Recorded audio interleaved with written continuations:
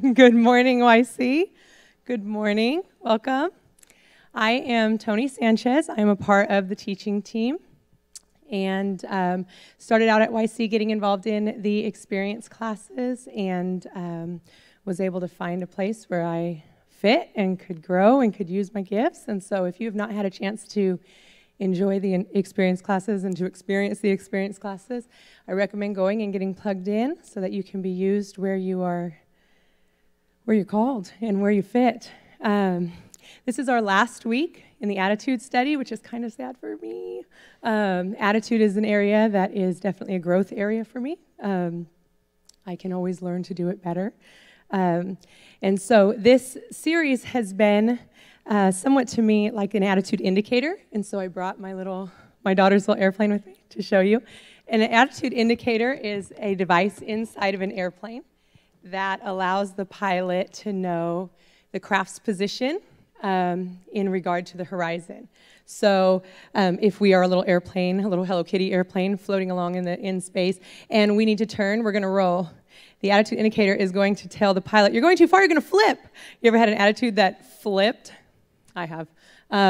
Or it talks about the pitch of the airplane. So you might have heard a term, she has a nose down attitude, right? We can't maintain this for long. We all know why, right? We're going down, pull up, pull up. Or if we have a nose high attitude, we can't maintain that forever either, right? We're going to stall. We're not going to be able to keep up. So the attitude indicator is really a powerful tool in an airplane and in our own lives. We need to be aware of our attitudes, and that's what the attitude study has been for me so far. So we're going to finish it up. This is our last week, week 10. We are going to talk today about learning the secret to satisfaction. Hold on one second. I have to turn on my timer. Sorry, I have to do it. It's not going to work without it. Give me a second. Almost there. Okay. Learning the secret to satisfaction. The idea of satisfaction is something that I think we can agree we all want. Satisfaction is something that everyone desires, but it seems so elusive. Sometimes it's like grabbing at water. Can't seem to find it all the time. Some days are easier than others. Satisfaction means to be full. It means to be content with our current position, possession, and enjoyment. To be content with our current position, possession, and enjoyment. It does not mean apathy.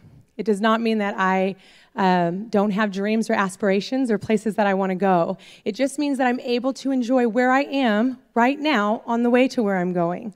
I'm content with the position I'm in, with the possessions I have, and the things that I take joy in. I can be content with that.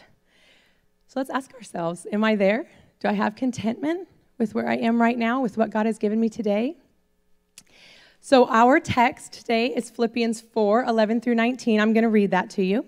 It says, I am not saying this because I am in need, for I have learned to be content, whatever the circumstances. I know what it is to be in need, and I know what it is to have plenty. I have learned the secret of being content in any and every situation, whether well-fed or hungry, whether living in plenty or in want. I can do everything through him who gives me strength. Yet it was good for you to share in my troubles. Moreover, as you Philippians know, in the early days of your acquaintance with the gospel, when I set out from Macedonia, not one church shared with me in the matter of giving and receiving except you only. For even when I was in Thessalonica, you sent me aid again and again when I was in need. Not that I'm looking for a gift, but I am looking for what may be credited to your account. I have received full payment, and even more, I am amply supplied. I have received from Epaphroditus the gifts you sent.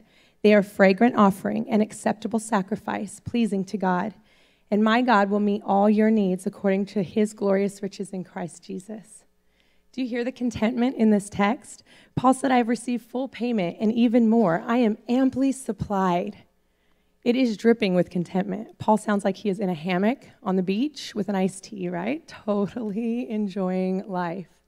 And in fact, Paul is in prison writing this letter. Paul is in prison. No iced tea, no hammock, and he's completely content. What is contentment? Contentment is finding happiness independent of your circumstances. Paul says, I have learned to be content. I have learned the secret of being content. The encouragement here is that he learned it, which means that we can learn it. Each one of us can learn also to be content. There's more encouragement. This letter was written 25 years after Paul's conversion. Praise the Lord. He didn't learn it overnight. It came with some trials and some tests, so we can be encouraged and not feel like, I'm never going to get this. No, God's working on us right now, and we can take the time and effort to learn how to be content with our circumstances. So we're going to learn this morning. We're going to talk about 4 things this morning that will help us in our contentment, help us in our satisfaction. The first one is huge, huge. Avoid comparison. Comparison is the thief of joy. Theodore Roosevelt said that, the thief of joy. Comparison is an absolute attitude killer. Absolutely. Paul said in the text, whatever the circumstances, whatever I have, whatever I drive, wherever I live, whatever my spouse is like, whatever my family is like, my parents, you don't understand where I came from, whatever circumstances, whatever your circumstances, I've learned to be content, whatever I'm facing, whatever is around me, whatever situation I'm in. I have learned to be content. There's so many misconceptions about happiness, so many. We all have a list. I must have what others have to be happy. I must be liked by everyone to be happy. I must acquire more things to be happy. I need to know more than you to be happy. I need to be the funniest person in the room to be happy. What's your thing? There's something.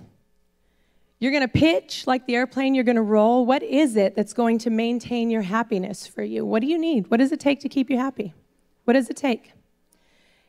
2 Corinthians 10:12 says, we do not dare classify or compare ourselves with some who commend themselves. When they measure themselves by themselves and compare themselves with themselves, they are not wise. It is not wisdom for us to compare ourselves with somebody else. It is not wisdom. We all have aspirations. We all have desires, things we're shooting for, whether in the natural or in the physical or the spiritual. We all have things. We'd like a better job. We'd like a bigger house. We'd like a boat. The neighbor got a boat, right? I need a boat. Whatever, right? And in the spiritual, we want to get to know God better. We want to do what he called us to do. We want to run hard after him. We want to affect other people for him. And so we all get on this road and we start running for Jesus. Ooh, my plane, sorry. We all start running for Jesus and we're going after him and we've got our eyes fixed on Jesus, which is what we're supposed to do. And we've got these spiritual blinders on and we're running healthy as best we can. And then we start to get involved with other believers and we might look at them and go, oh, yeah. Hey, I'm doing pretty good, right? Hey, I got that one beat. Oh, got that one beat too, right? She can't keep up with me. I'm doing good. Look at her. I'm comparing myself with somebody that's been sober 3 months, just got saved and walking with the Lord. I've been on this road 10 years, and I feel good. I have a nose-high attitude because I look better than her? Okay. Well, let's take it the other way. We've been taught that we need to be imitating, which is truth. Paul talks all the time about finding an example to follow. When that example becomes my opponent, when my desire is to overtake my example and say, oh, I can beat you, right? And I can't. They've been on this road longer. And I start to fall and fail. I can't keep up. So I get nose down. I'm condemned. I'm no good. I can't keep up. Forget it. Condemnation comes in. Self-pity comes in. Excuses. I'm not made to run your race, and you're not built to run mine. We were all knit together in private, unseen in our mother's wombs, with a specific purpose, with a plan. God has a call for you. You will never be able to run your race wearing someone else's shoes. It just isn't going to work. You're called to do it the way you would do it. You're called to do it the way you were called to do it, to be the man or the woman that God has called you to be, and it's going to be different than everybody else. You have different kids, you have a different spouse, you have a different job, you've got different set of baggage that you brought with you that was maybe given to you in your childhood. Everything is different, and it's not my business to keep an eye on you. It's my business to keep my eyes on Jesus. 2 Corinthians 4:18 says, we fix our eyes on what is not on what is seen, but on what is unseen. For what is seen is temporary, but what is unseen is eternal. Fix your eyes on what is unseen. When you start to realize that you can be who you are going to find satisfaction. You are going to get content. I'm going to do my best, God. And when I do my best, in Galatians 6:4, it says, each one should test his own actions. Then he can take pride in himself without comparing himself to anyone else. God wants to see you run your race, not somebody else's.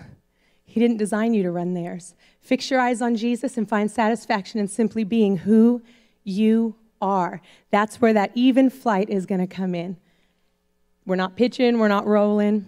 We're even, satisfied in myself and the race I have to run.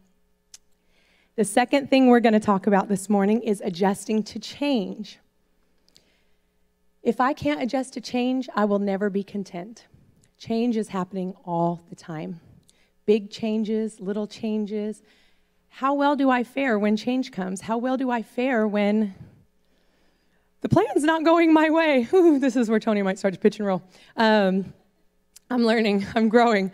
So being able to stay content in the midst of change, Paul says, I have learned to be content whether abased or abounding, whether hungry or full. He says whether I have much or little. If he's learned to be content in all those situations, that means all those situations have happened. You know what? Things changed. Things changed for Paul. Rags to riches, riches to rags. Maybe sometimes of just even and like, hey, enough is as good as a feast.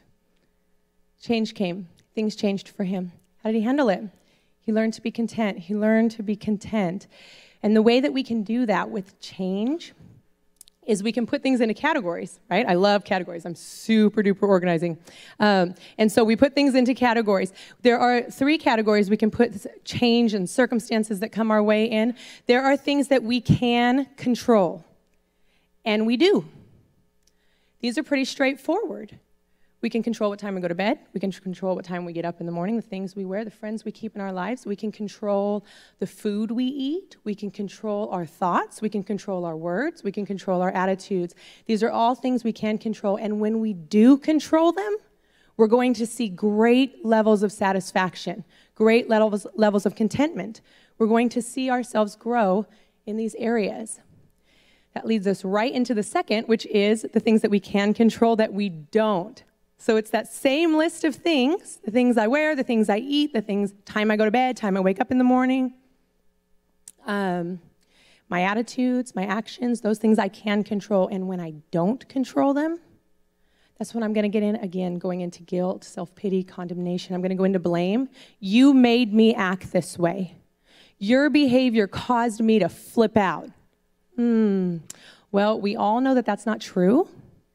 That we have control over that. We can control ourselves. When we do, we're going to feel satisfied.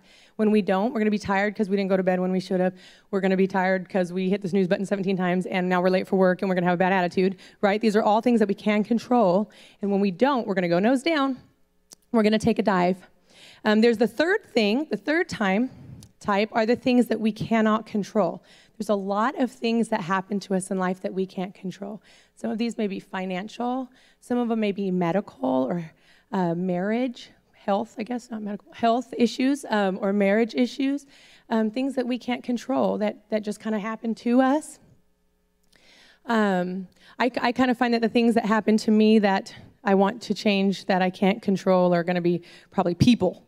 More times than not, it's going to be like, I want you to change, right? I want you to change. I want to control you. And the truth is that controlling another person is an illusion.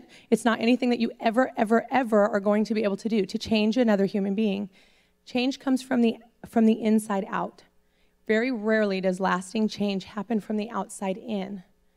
But we like to think that we're the special case and we can change people. I can change you. I can totally change you. Or I can at least try. So what happens is some people try to control with a nose-high attitude, right? When things aren't going, you're not doing what I want you to do, I might get a nose-high attitude. I might get bigger, louder, stronger, feistier, right? That's going to end me in prison eventually if I continue going along that journey, right? This cannot be maintained. This cannot be maintained. I want to bully you into doing what I want you to do. This is obviously not healthy. It's not fun. It's not fun for anybody. There's another one where it might be like guilt or sulking, pouting. This is where I tend to go. I'm going to get sad, try to control you to do what I want you to do by making you feel sorry for me. It's not fun either, right? Nobody likes that. Nobody likes that. So there's no peace when we try to control things that we can't control. And I'm using the example of relationships with people. Obviously, we cannot control people. But you can put this into anything. Even if your health situation isn't what you want it to be, your finances aren't what you want them to be, if you can't change it, you're going to wear yourself out trying instead of giving it to the Lord and allowing Him to change it. Romans 12:18 says, if it is possible, as far as it depends on you, live at peace with everyone. When we're putting pressure on people, the people around us to change, there's no peace. There's no peace, not in us and not in them. The goal is to enjoy the people that God has put in your life. So here we are, back to the satisfaction. Contentment is that I am okay with my current position, and enjoyment. The people around us, the situations we're in, are our current position. They are our current possession. Do I enjoy them? Do I enjoy the people that God has put in my life? That will bring satisfaction. So we like to get you guys into a lot of practical application. I want you guys to not just hear a message, but actually have a chance to experience it, right? So we're talking about adjusting to change. Are you ready to adjust to some change? I'm about to give you some change that you can't control. Are you ready for it? You're kind of looking at me like, well, I don't know what she's talking about, right? So the teaching team took over the sermon this weekend because Pastor Jeff is out of town. So it's not just me. My friend Rueben is going to come on up. Greet Rueben. Tell him hello. He is actually going to finish the service for us this morning. Come on. Oh, there we go. Is. Hello, Hey, hello, Rueben. hello. Have Good fun, job. bud. Good job. Way to see you. Have fun. Didn't you do a good job? Sorry. That's fine. I'm sure, like me, she might have had maybe 1 or 2 sleepless nights getting ready for this.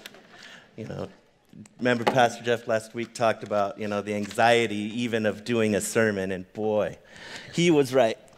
I was up probably till 3 or 4 o'clock, probably 3 or 4 days in the last week, just thinking and thinking. But anyways, my name's Rueben. For those of you who haven't met me, I'm part of the teaching team, also part of the youth ministry that we just started for middle school kids across the way there, and that's been pretty exciting.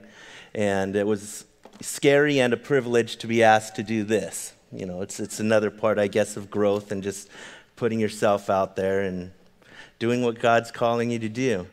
So we've talked about attitude checks all along this 10-week sermon. And I had a good one. I'm going to tell you about a 12-hour period of my Monday while I was trying to think of, you know, what kind of material can I come up with and use regarding contentment and, you know, how your attitude goes. So Monday morning, we're helping take care of this young man who came to visit us, who was supposed to get back on a train to go back to a group home for his final month or so of, you know, being away from his family for some things that he did as a kid, you know. And so we let him come visit us, and as he was supposed to be at the train station, instead, he ran. So we have probation calling us, coming to our house to take his stuff, asking us, do we know where he is? No, we don't know where he is. And, you know, that was a day of, you know, a lot of chaos. Same day, within probably a couple hours, I get a call from a school. I won't say which child, but one of my children got expelled from school for being involved in a fight. So same day, that was the same day. Later on, that very same day, my brother, who's going through a very messy divorce and, you know, has got himself hooked on drugs again, calls and says he's in such despair that he's considering suicide. And so we're talking about him about that, trying to talk him off the ledge, kind of, you know, not even metaphorically. I'm sure it was very real. So we're talking to him, and his mistake was he called my mom, who cannot control her emotions at all. So she's calling on the other line, screaming and crying, what are we going to do? What can we do? This was all in the same day. You know, I'm like, wow. So we finally talked my brother, calm him down, calm my mom down, and I'm laying in bed, and my wife looks over to me and says, "So how's your attitude?" So it's kind of funny because I was able to smile at her and look at her and say, you know what, honestly, it's not that bad. I've become more aware of my shortcomings as far as my attitude, and usually I'd be really upset. I'd probably be yelling at her as soon as I hung up the phone, even though it had nothing to do with her. But I can say that I was like, okay, that's enough material. I don't need it anymore, and hopefully everything has seemed to work out during the week. We kind of prayed about it, and my brother's doing okay, my mom's fine, the child is going to be re-enrolled in school. The other kid decided to, or with the help of a few police officers, go back to his group home and, do what he needs to do to finish so that way he can come back, and we're going to continue to try to be his host family to give him some kind of stability, to try to make better choices. But that was my preparation for this week. I hope Tony's was a little easier than that. But so what's the secret? 10 weeks in, okay, I have a question for you. We're 10 weeks in. This is like the last 10 minutes of the attitude study, and a lot of you have probably been here every week, so I'm sure you guys are perfect by now, right? Are your attitudes perfect? We've had 10 weeks to study this. No, well, I guess not. So, and point 3 in our note says that we have to access Christ's power. That's what it's all about, is accessing Christ's power. Now, I wear my favorite shirt. One of my favorite gym shirts is actually the I Can Do All Things shirt. But I've been pointed out by a few people that something's missing in there. It just says I can do all things, and that, I've tried to do my own things for 40-something years and, made a real big mess out of a lot of those things, trying to do it myself. But one of my favorite scriptures is 1 Timothy 4:7-8. And it says, have nothing to do with godless myths or old wives' tales. And here's the part I like. It says, rather, train yourselves to be godly. For physical training is of some value, but godliness holds value for all things, holding promise for both this life and the life to come. So, a lot of people misconceive the I can do all things. They think that means physical strength. That means, you see the athletes, that can lift extraordinary amounts of weight, or they'll run through the end zone and point to God, or whatever it is. And it's a big misunderstanding. Paul is saying that the strength that he has found is spiritual strength. And I'll explain why I think the two are a lot alike. It says there, that, physical training is of some value, because I think it prepares us for our spiritual training also. My friend Matt here probably did tons of training for this Spartan race. And with that training, you need dedication, you need motivation, and you need consistency. Like when I go to the gym, when Matt goes to the gym, I'm sure, the idea of physical training is you place resistance on a bar or whatever you're going to do, and through repetition and trial and a lot of force, a lot of work, you start to be able to move that weight. And as you get stronger, you're able to face more resistance. That's physical training. That's, you get faster, you get stronger, and that comes with that consistency. Your spiritual training is much the same. I find that when I had skipped the gym for about 2 weeks very recently, just laziness. And when I went back, those same resistance that I was able to face just a short time ago, I was no longer able to face as easily. I had taken a step back. And the other thing that I noticed was the need to have somebody there to help you. If you're trying to make progress, especially in weightlifting, you need a spotter. Now, that spotter doesn't lay on the bench next to you, and when you can't push it, he pushes it for you. What the spotter does is he stands above you in a better position to handle that weight. He's in a position of strength. When you can no longer do that, he's able to pick that up from you. So my spotter, you have to trust your spotter. My spotter is my wife. She goes with me and we work out together. And the reason I can trust her is because we have a relationship, we spend time together, and I know she has my best interest in mind. So what that actually looks like is, I'll be laying down on the bench and I'll say, I'll say almost exactly like this, this looks kind of scary to me, It's more than I'm used to, and I need your help. And you got me. And she'll look down at me and she said, when have I ever not? And we'll go through that workout routine. Well, spiritually, I think it's very, very much the same. Our spiritual training is very much the same. We need the same dedication, same determination, same motivation, and the same consistency.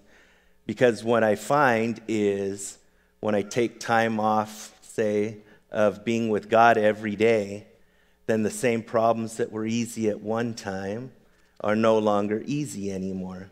I don't have the answers. I don't have the spiritual backbone because I'm out of my connection with Him.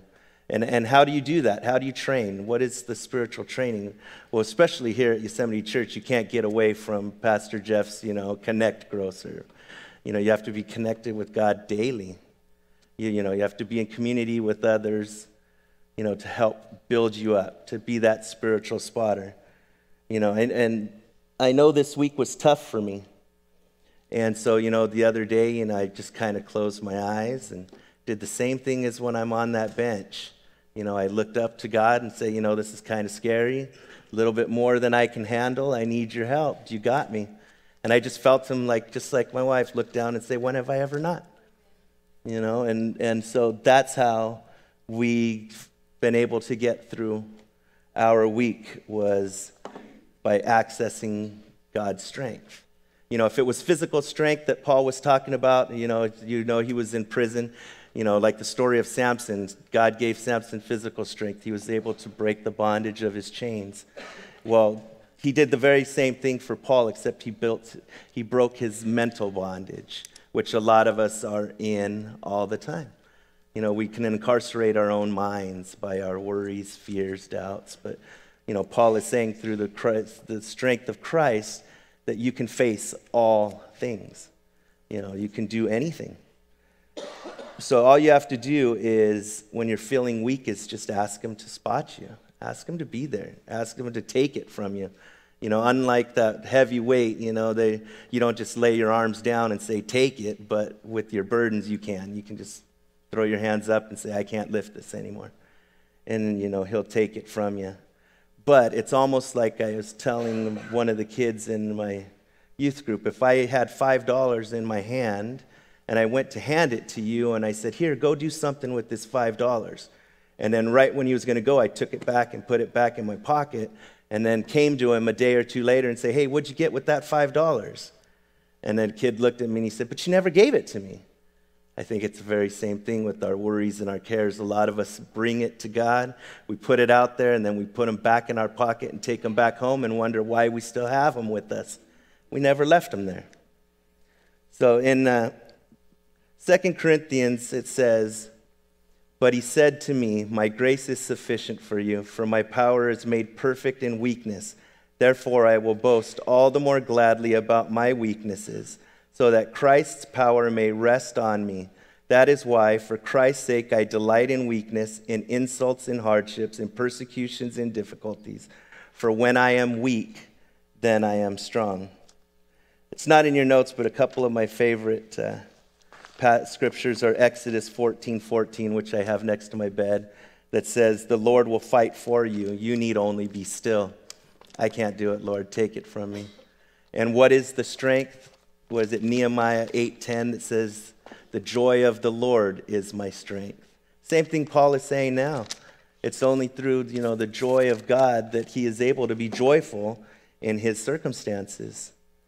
Many of you know my story, and my story starts out, and, it doesn't start out, but halfway through ended up in prison just like Paul. And, I had to one day get on my knees and pray for peace. I couldn't do it. I was going nuts. And just like Paul, I was able to find joy. Now, I wasn't happy there, because happiness is not the same as joy.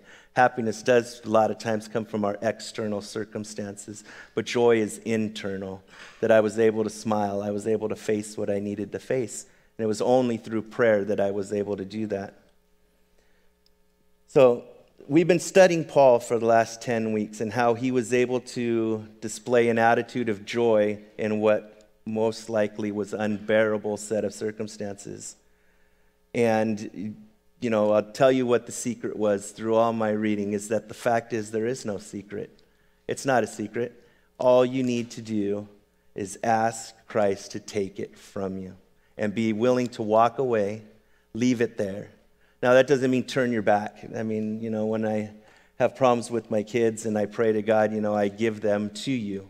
It's just to watch over them, to give me the wisdom with his wisdom on how I proceed. It's not turning my back and walking away on my kids or your finances or anything like that. It's just saying that I can't handle this.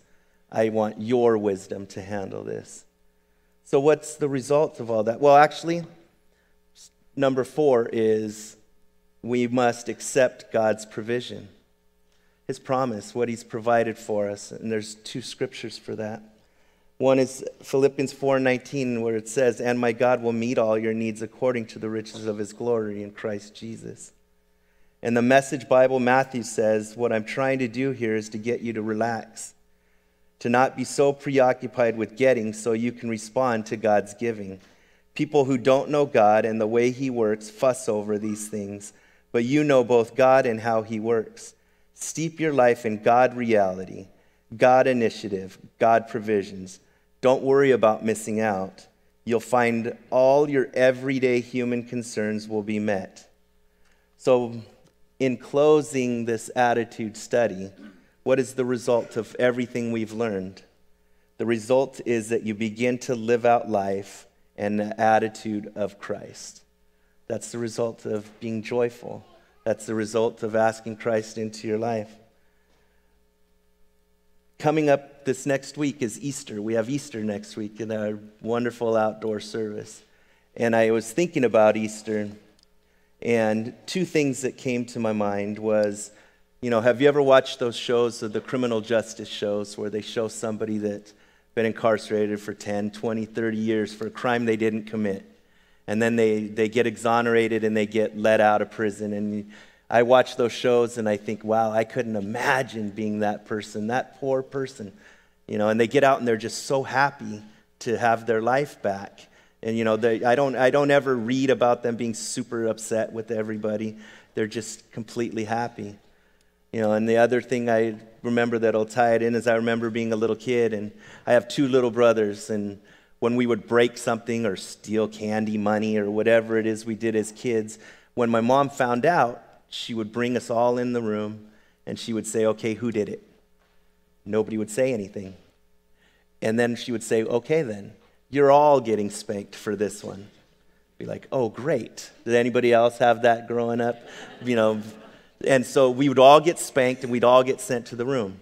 And then we would look at each other and we would be like, "All right, which one of you did it?" And by process of elimination, we'd figure it out. And then we'd be super mad at that guy. We'd be like, "How could you let me get spanked when I didn't even get a piece of that candy or whatever it was that you took?"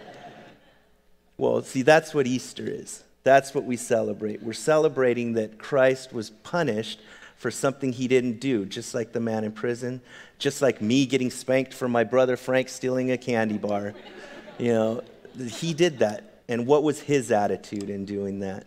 He didn't, get punished, come back on Easter Sunday and say, "Man, I'm super pissed at all you guys for letting me get whipped and beaten for something I didn't do."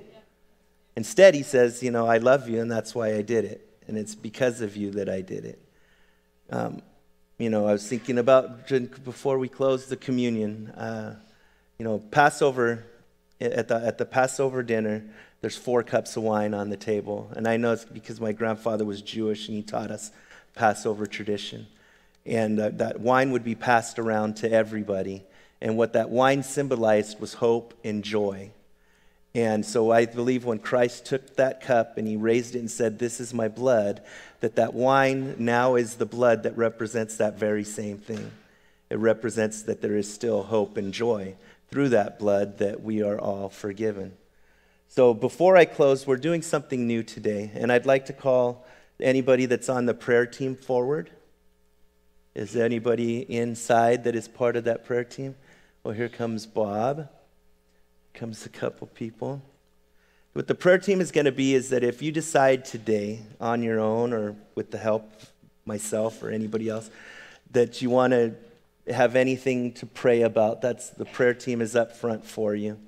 There are also, if you are giving yourself to Christ for the first time today and you'd like some information, they will also give you some information to help you figure out what your next steps are.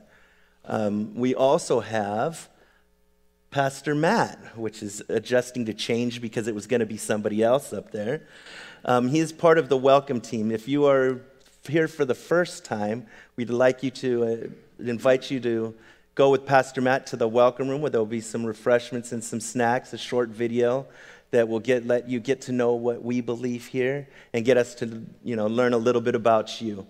So we welcome you to go with Pastor Matt.